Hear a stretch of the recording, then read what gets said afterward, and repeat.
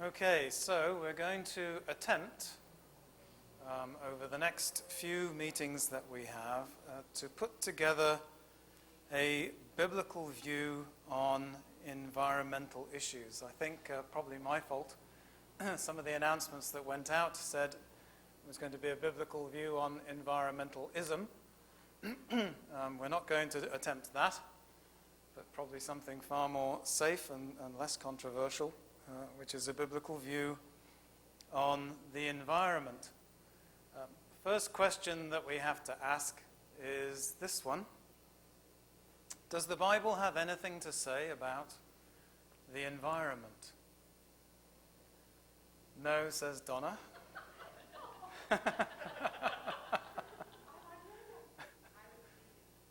She was teasing. What do we think? I think it does. You think that it does? Okay. Why? Because God made the world. That's the environment, right? Because God made the world, and that's the environment. That's true at one level. Can we say something more fundamental than that about why we ought to expect the Bible to deal with not just the environment, but if we wanted to understand how to think about biotechnology, if we wanted to understand what to think about other contemporary issues in society or whatever, ought we to expect that the Bible would speak about those issues? What do we think? Jan? Well, that it provides everything that we need for life and godliness. Okay. And so therefore it would address all of those situations. Okay. That's 2 Peter chapter 1, I think, which says God has supplied us with everything we need for life and godliness. Any other scriptures that we might turn to that will tell us? Yes. Well, I think if we start in Genesis, we probably the running start at it. Start in Genesis and finish at the end of Revelation. God shows us the creation account, and not only that, but He also puts man in the garden. Okay. In that creation. Okay, the creation in which man is put in the garden to tend it. But look, stepping back, we're kind of starting up at 30,000 feet here. Any subject, any contemporary issue, is there any issue where we would say, well, the Bible's not going to have anything to say on that? So let's go to a different text that's written by some professor who does have something to say about it. Why would we think, Jan has started us off down this line, why would we think and why should we expect the Bible to talk even about issues that couldn't have been imagined when the actual pages of Scripture were written? In Ecclesiastes, the preacher says there's nothing new under the sun. Nothing new under the sun. This is good. All these scriptures I hadn't thought of. What does 2 Timothy 3:16 say? That doesn't mean it's relevant. All scripture is inspired by God and profitable for teaching, for reproof, for correction, for training in righteousness. What does verse 17 say? So that the man of God may be fully equipped. Well, yeah, I mean, there are different translations that come through, but ours, the one we use here a lot, the New American Standard, said, may be adequate, equipped for every good work. For every good work. So what is it that the Bible does not equip us for in life? It's a fairly short list. And if you look at the Westminster Confession, the first chapter on Scriptures in paragraph 6, it says this: the whole counsel of God concerning all things necessary for his own glory, man's salvation, faith, and life, is either expressly set down in Scripture or by good and necessary consequence may be deduced from Scripture, unto which nothing at any time is to be added, whether by new revelations of the Spirit or traditions of men. So it's echoing the thoughts that we had there in, I think, 2 Peter 1, 2 Timothy 3, 16 and 17, various other passages that have been mentioned. It's important to start with this. I know it's pretty basic stuff. But do you think all organizations that call themselves churches in the 21st century would believe that they ought to come here for a view on the environment? That they should come here for a view on reproductive technologies, on genetic engineering? Do you think that's where they would go? I suspect it may not be.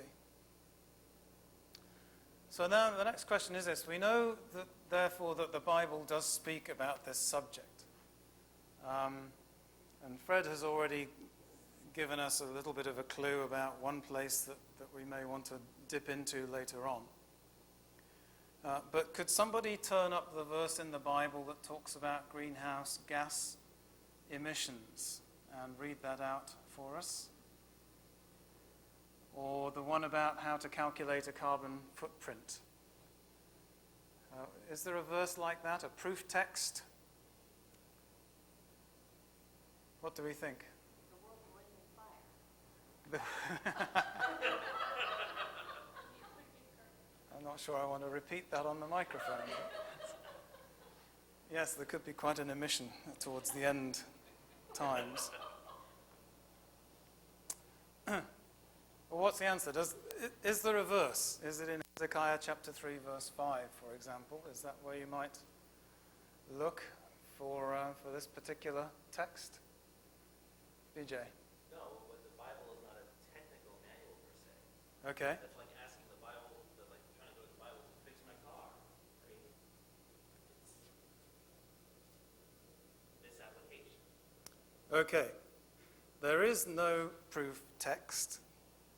It doesn't actually deal, to the best of my knowledge, with carbon footprinting and greenhouse gas emissions and energy and renewable resources and all that kind of stuff. So, how then are we going to use the Bible, which we know will help us on this subject? We've all agreed to that. How are we going to use it? Are we going to do the sort of approach? That's interesting. Is that going to help us out? Take the pen, open the Bible, put it in a page and see what it says. And then we can figure out what that's got to do with the environment. You know the story about the woman who decided this was a good system for biblical guidance, and she closed her eyes, opened the book, put the pin in. You must have heard this story. And the text was, and Judas went and hanged himself. And she said, well, that's not very useful. I'll try again. So she opened the page, put the pin in, opened her eyes and looked, go and do likewise. It's not the best system that there is for guidance. So what should we do? What we're going to do is to derive principles from Scripture that will help us to construct a framework around this whole subject of the environment. And the subject that's going to occupy us over the next few meetings that we have is the environment, but I want to make it very clear that this is a kind of worked example of how you can approach many, many issues. Especially when the issue looks so big and complex, you don't know where to start. This is where to start. You come back to the Bible and you look for the principles lots of people, we're going to talk a little bit about this in a moment or two. Lots of people, when they're faced with a problem, what do they tend to do? I'm sure you know people like this. If I started up the meeting today by saying, what should the Christian do about the environment? What would the answer be? We dive into the details. Right. The weeds and It's so tempting. We want to get into the weeds. We want to feel like we're doing something, because to spend time up here seems a little bit abstract. But actually, I guarantee you that if you put the framework together, it will focus what you do concerning an issue. So you don't waste your time. If you're dealing with weeds over here, and the main problem is over here somewhere, then you're wasting your time. So it's really worth following this approach and learning from this approach, so that you could develop for yourselves a biblical position on gene technology, on whatever other issues happen to arise out there. We don't have to be caught flat-footed. We've got everything that we need right here and right here to be able to train ourselves with the help of God's Spirit to think biblically about these issues. So this is what we're going to do over the next few weeks. We're going to define the problem. Then we're going to derive the principles from the Bible that apply. And then we're going to put them together into a biblical framework. And then we'll see what it is that we should be doing. Okay, so it's going to be take aim, get ready, shoot. Not shoot, aim, ready, or whatever. So let's define the problem first. And we'll do this the way a doctor would, maybe. I'm not a doctor.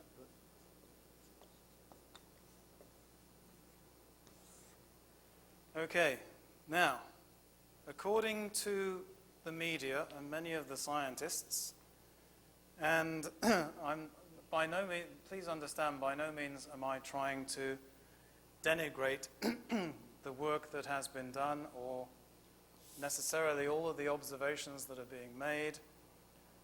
We'll come to an assessment of some of this as we go along and get a bit more of a biblical framework in place. But what do you hear? It's really difficult to go anywhere, read anything. Something on the radio this morning about dead polar bears. I don't know if anybody heard that. But what are the symptoms? Think about the last 15 to 20 years. What are people pointing to? Issues that are happening in the environment. Okay, ozone layer. Does everybody remember that one? Need a little bit of background? Essentially, the refrigerants that keep your fridges cool, or used to, Freon in particular, and they were used as propellants in aerosol cans. It was decided, once they came out of the can or out of a used and sort of junked refrigerator, made their way up, reacted with ozone, and basically at the polar ice caps, the ozone layer that protects us from harmful radiation from the sun was getting thinner and thinner and actually non-existent in places. So there was the hole in the ozone layer. What else are people pointing to? Symptoms of environmental problems. Sean? Right. Global warming.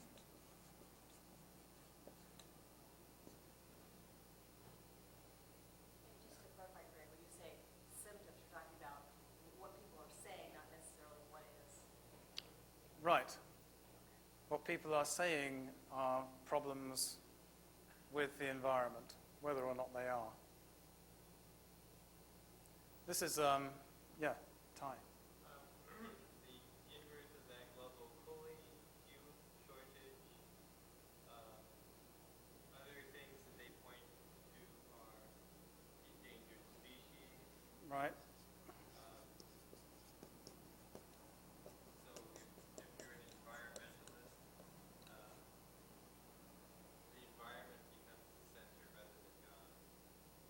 Okay?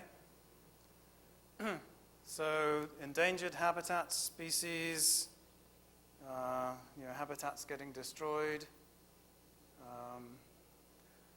What's another consequence that is pointed to as a result of global warming? Okay. Well, they're almost at two different parts of the spectrum here. Global warming, I think, implies a change in temperature as a result of human activity. Climate change could just imply a typical cyclical change in the global climate. Donna? Emissions.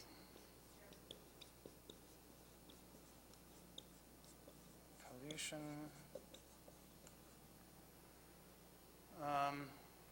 Because things are warming up, or anticipated to warm up, what's going to happen, or is happening?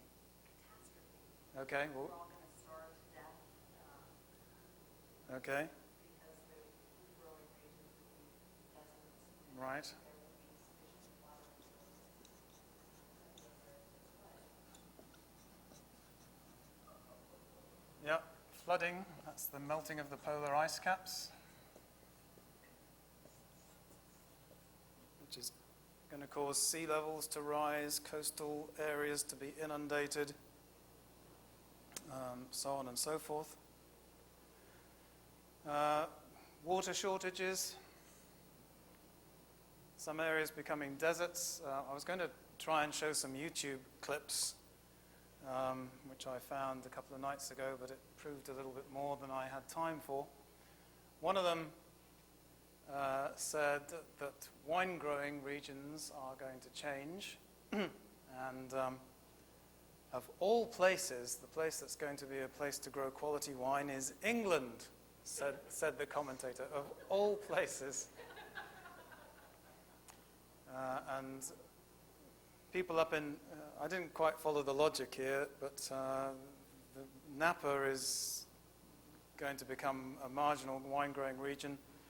But they interviewed a viticulturist up there who said he was going to be okay because he put solar panels in. Didn't quite see how that was going to help. Anyway. So, symptoms. What about the causes? Why is all this stuff happening or alleged to be happening? Jan? Primarily because of man's impact. Okay.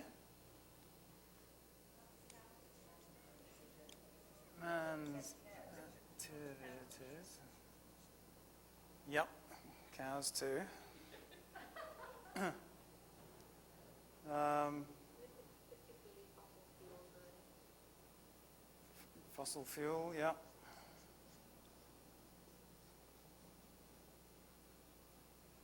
You'll hear, this is kind of related, you'll hear people talk about this idea of peak oil, which says that we've already exploited the vast, we've come over the peak in terms of how much oil can be extracted from the earth. It's downhill all the way from here until we get to nothing, at which point our cars won't work terribly well. What else is going on? I think there's population pressures.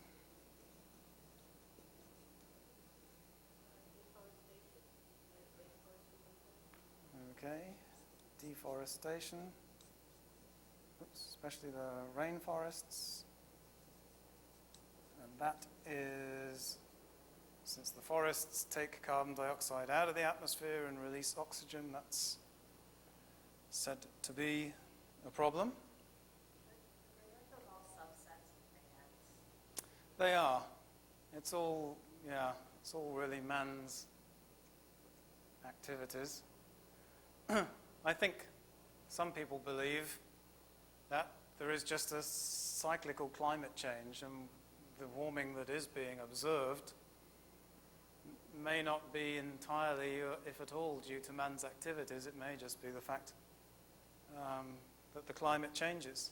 Back in Spurgeon's days, every year the River Thames froze over and people would go ice skating on it. That hasn't happened for, well, probably for a century or so.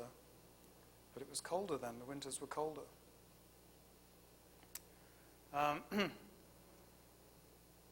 Okay, I'll throw in some other things here.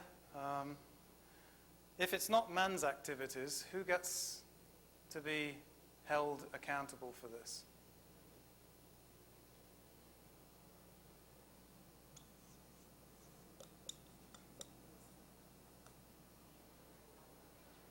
Mother Nature.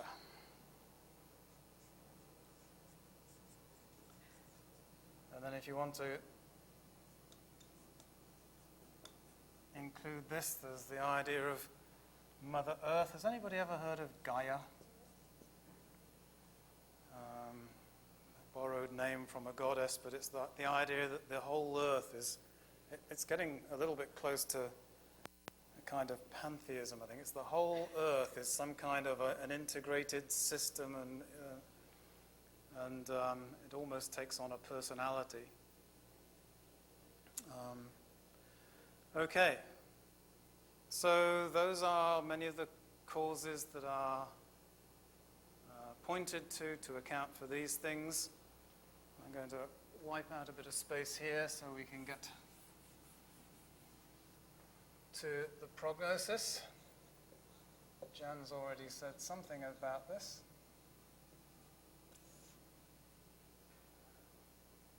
What's the prognosis? Anybody who knows what a prognosis is?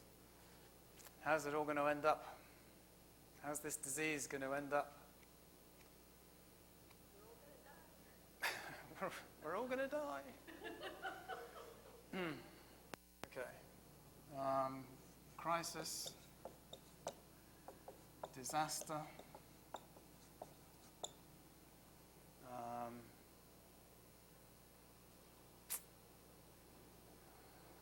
lights out, literally. The end. So, and what are the suggested treatments for these issues?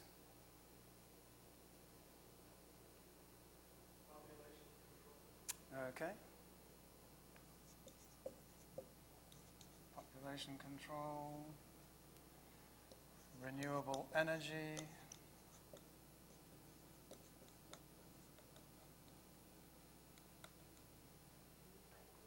recycling,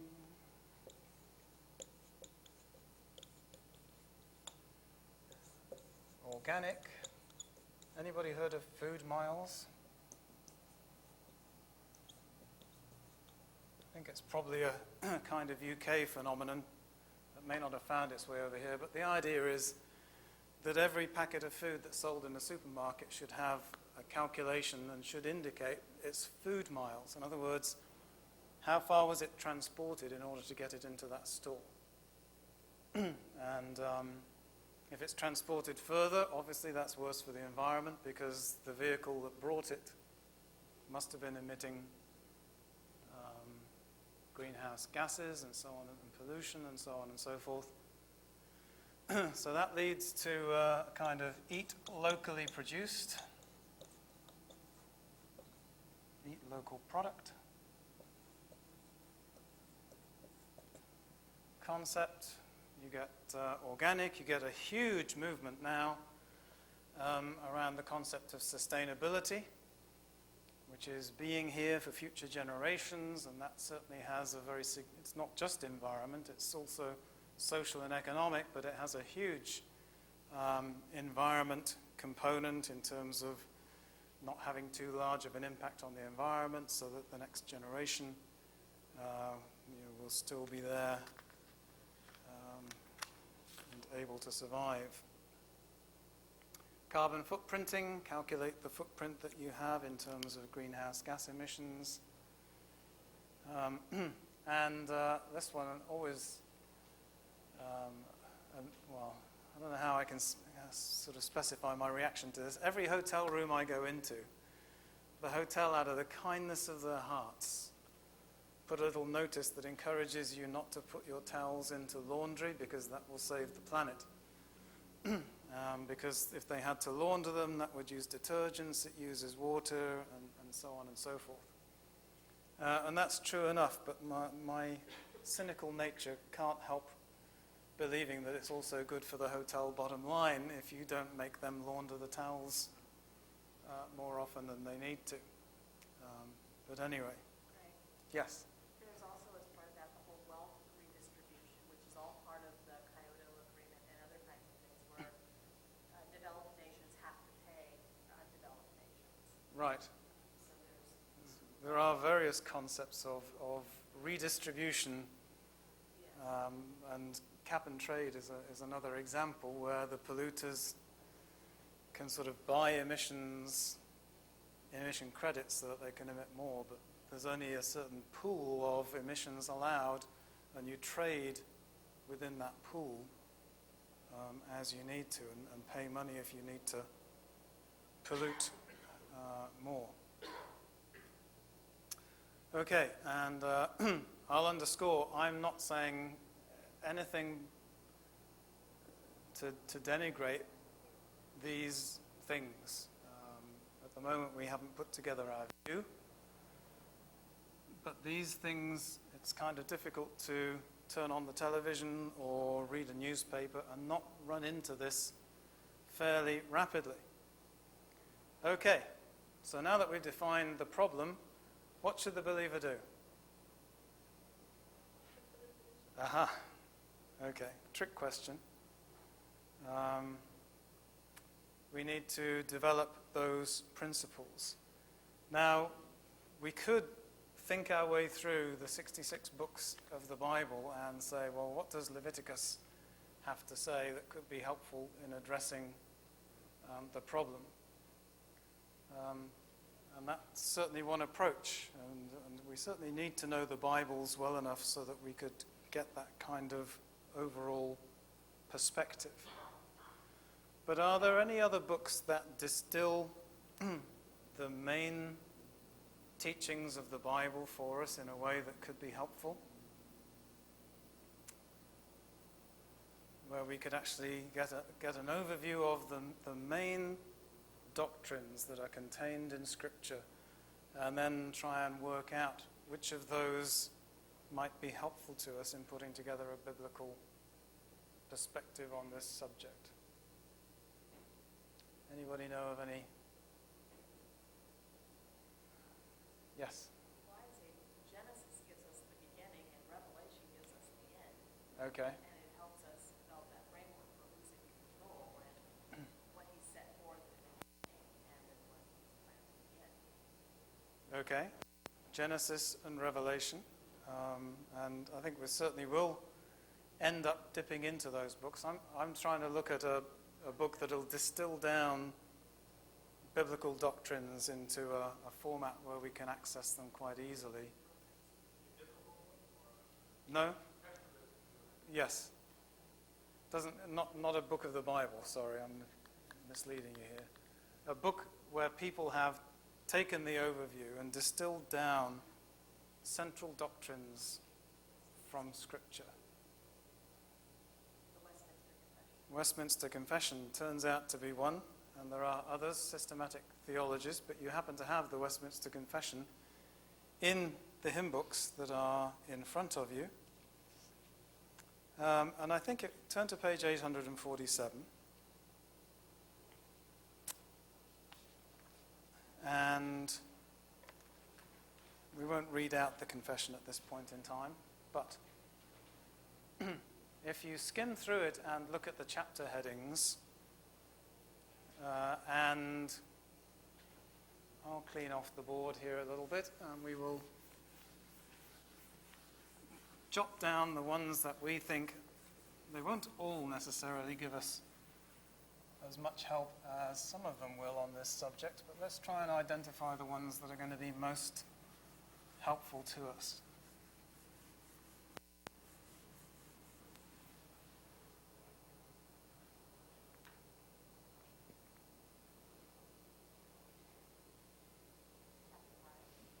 Chapter 5, which is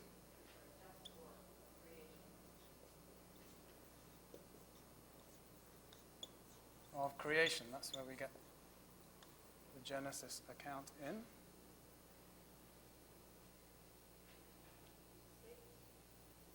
6.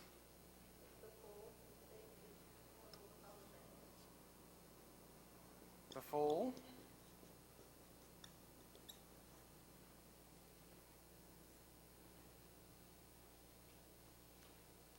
Sean? Seems like we don't want to ask them 1, 2, and 3. It tells us how Scripture bears on it in the first chapter, and then tells us about creation in the second chapter. The third chapter is planned. So Right. 1 and 2.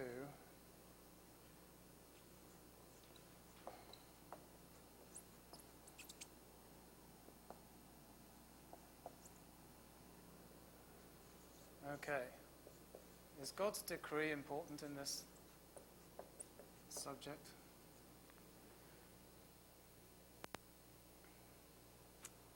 I think we're going to find that's absolutely of pivotal importance. Providence. Yep.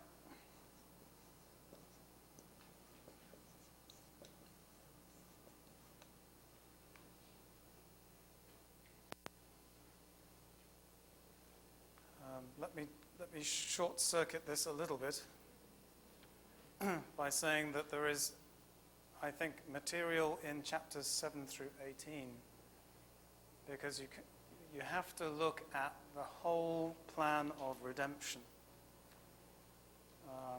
in dealing with the earth and God's plan for the earth and what happens in the end times and so on and so forth. So 7 to 18, redemption.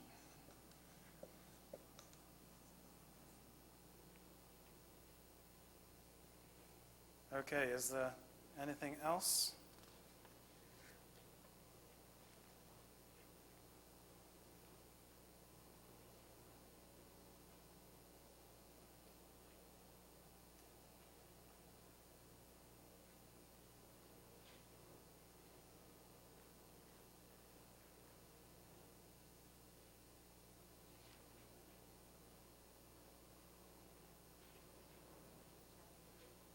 Excuse me? Okay. Well, let's have 32 and 33, shall we?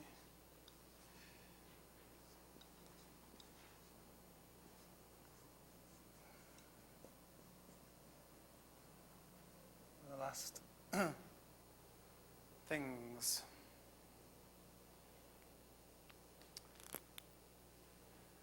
Now, there may be others, but I think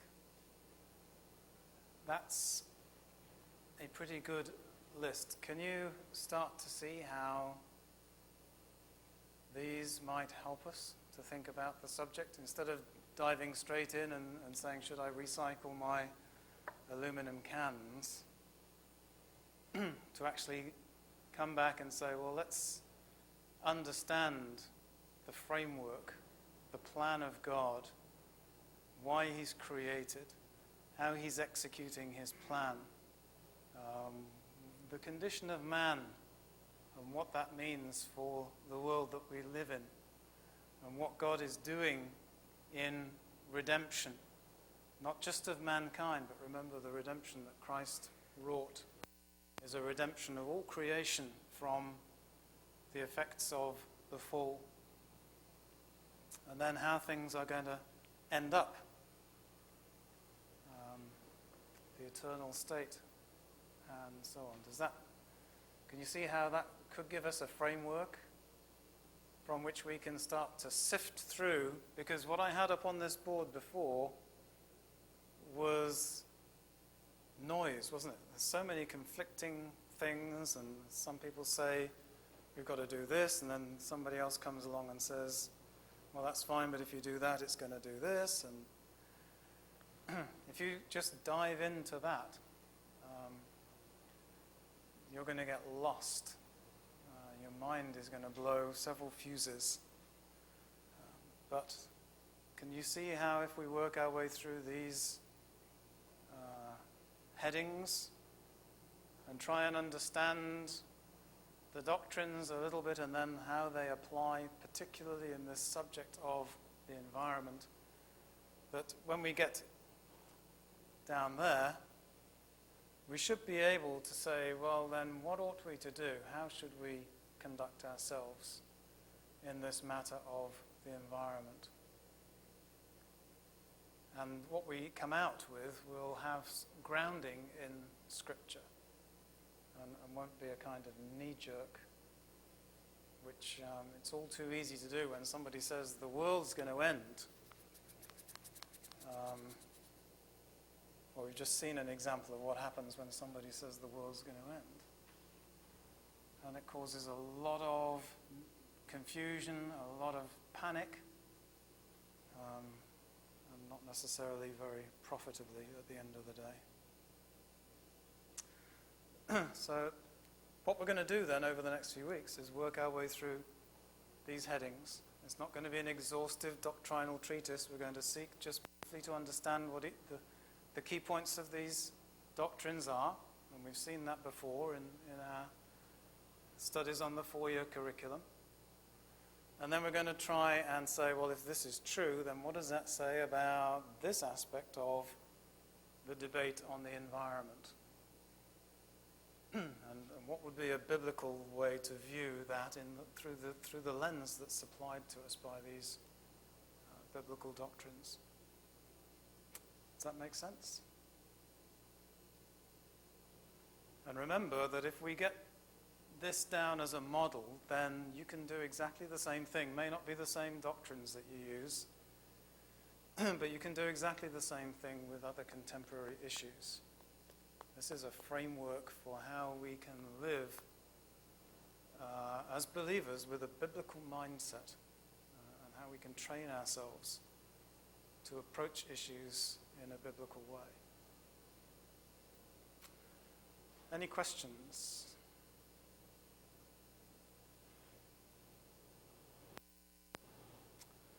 Okay, well, let's close with a word of prayer then.